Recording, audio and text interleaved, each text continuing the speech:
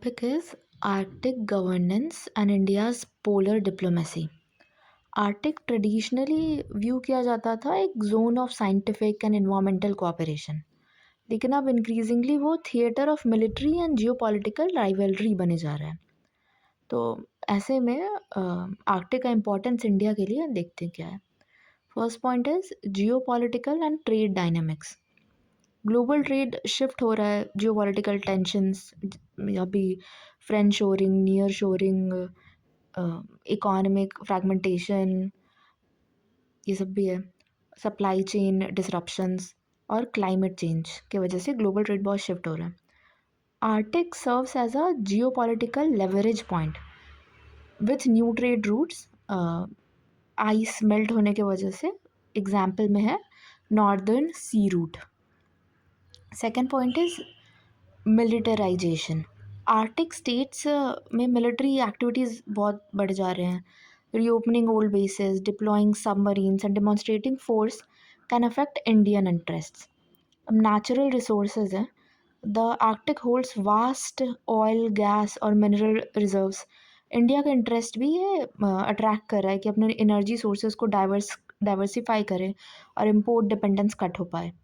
फिर scientific research, India study करता है Arctic climate, flora, fauna, climate change और ग्लोबल सी राइज। डिप्लोमेसी, ये टर्म भी इधर था ना, पोलर डिप्लोमेसी।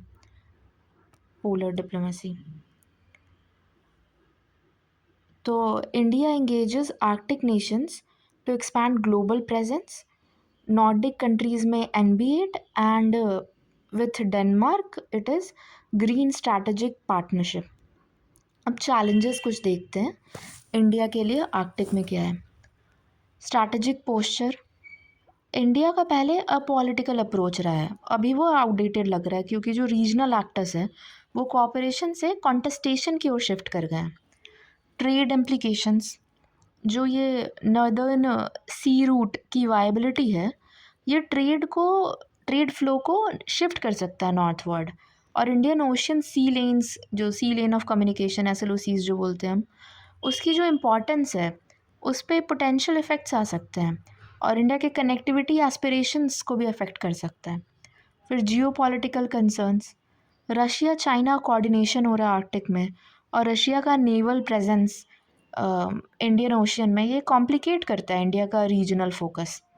फिर टूरिज्म एंड एडवेंचर, ये एडवेंचर टूरिज्म का स्कोप उधर बहुत बढ़ जाएगा और India I guess does not have much capacity to develop it there.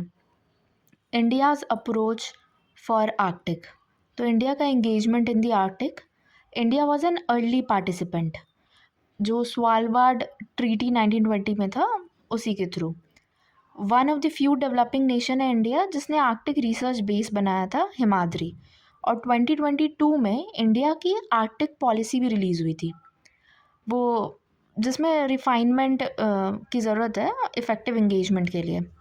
India को अपने शिप बिल्डिंग कैपेबिलिटीज़ को इन्हांस करने की ज़रूरत है ताकि जब अगर ये नॉर्दर्न सी रूट बन जाए तो उधर वो नेविगेट ईज़िली कर पाए, वो चैलेंजिंग कंडीशंस जो नॉर्दर्न सी रूट में रहेंगे उसको टैकल कर ले। फिर अब ये नॉर्दर्न सी रूट के बारे में और इंडिया की स्ट्रैटेजी, ये ग्लोबल ट्रेड को ट्रांसफॉर्म कर सकता है, कार्गो ट्रांजिट टाइम और कॉस्ट को ड्रास्टिकली रिड्यूस कर सकता है। इसके लिए इंडिया ने एक मैरीटाइम डेवलपमेंट फंड सेट किया है $3 बिलियन का, जो शिप बिल्डिंग को बूस्ट करेगा, customized for tailored for Arctic conditions. फिर ये आर्कटिक सर्कल इंडिया फोरम 2023 में हुआ था जिसमें इंडिया आर्कटिक डायलॉग और पॉलिसी एग्जीक्यूशन ड्राइव कर रहा है। इंटरनेशनल पार्टनरशिप और चैलेंजेस में इंडिया को ज़रूरत है कि वो बैलेंस करे अपने पार्टनरशिप्स को रशिया और वेस्टर्न ब्लॉक के साथ इन द आर्कटिक। और चेन्नई व्लादिवोस्टॉक मैरिटाइम कॉरिडोर वो एक पोटेंशियल रूट हो सकता है, NSR जो ये नॉर्दर्न सी रूट के पोर्ट्स है उसके थ्रू। और स्ट्रैटेजिक अलायंसेस, जापान और साउथ कोरिया जैसे कंट्री क्रूशियल है कि वो चाइना के आर्कटिक एम्बिशंस को काउंटर बैलेंस कर सकें।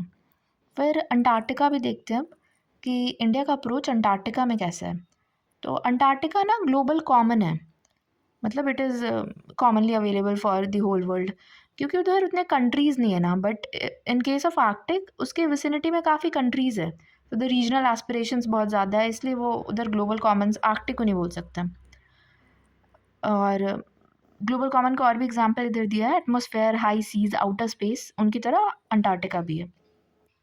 और इसके कॉन्टेक्स्ट में इंडिया के इनिशिएटिव्स है, पहला कि first ever focused working group discussion on Arctic tourism, ये हुआ था कोची में। 46 ATCM था, बट अंटार्कटिक टूरिज्म पे ये first ever focused working discussion था। फिर national centre for polar and ocean research, इसका ये गोवा में लोकेटेड है शायद। ये लीडिंग इंस्टीट्यूशन है, ये पोलर रीजन्स और सदर्न ओशियन के एक्टिविटीज़ में कोऑर्डिनेट करने के लिए है, रिसर्च एंड डेवलपमेंट इनोवेशन सब करने के लिए।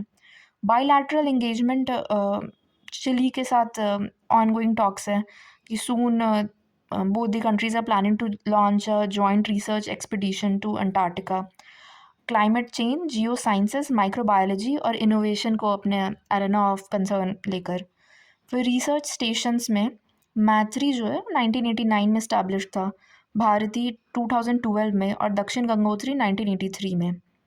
आई believe Dakshin Gangotri is now not in functional form.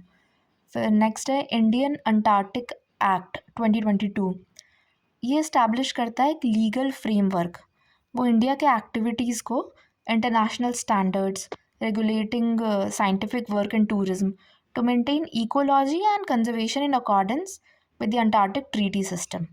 Way forward में कुछ पॉइंट्स हैं ये आर्कटिक गवर्नेंस रिलेटेड, कि हमें आर्कटिक एंगेजमेंट को इंस्टीट्यूशनलाइज करने की ज़रूरत है, मतलब बियॉन्ड साइंस, ये रिसर्च डेवलपमेंट, इसके बियॉन्ड डेडिकेटेड डेस्क और इंटर एजेंसी कंसल्टेशंस लाने की ज़रूरत है।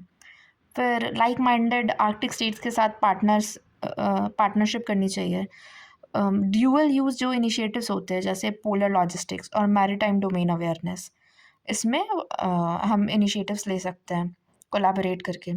फिर सिक्योर करना चाहिए एक role new Arctic governance forums में, जो इंफ्रास्ट्रक्चर, शिपिंग रेगुलेशन और ब्लू इकोनॉमी पे है।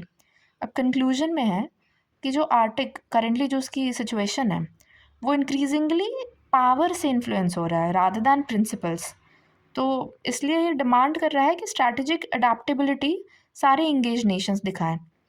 तो इसलिए इंडिया को भी अप्रोच करना चाहिए आर्कटिक का जो पोटेंशियल पॉलिटिकल लैंडस्केप है वो सेंसिटिविटी के साथ, लोकल कम्युनिटीज़ के साथ इंगेज करते हुए, और एक्सट्रैक्टिव माइंडसेट को फ़िलहाल अवॉइड करना चाहिए। चलो, we are done with this topic.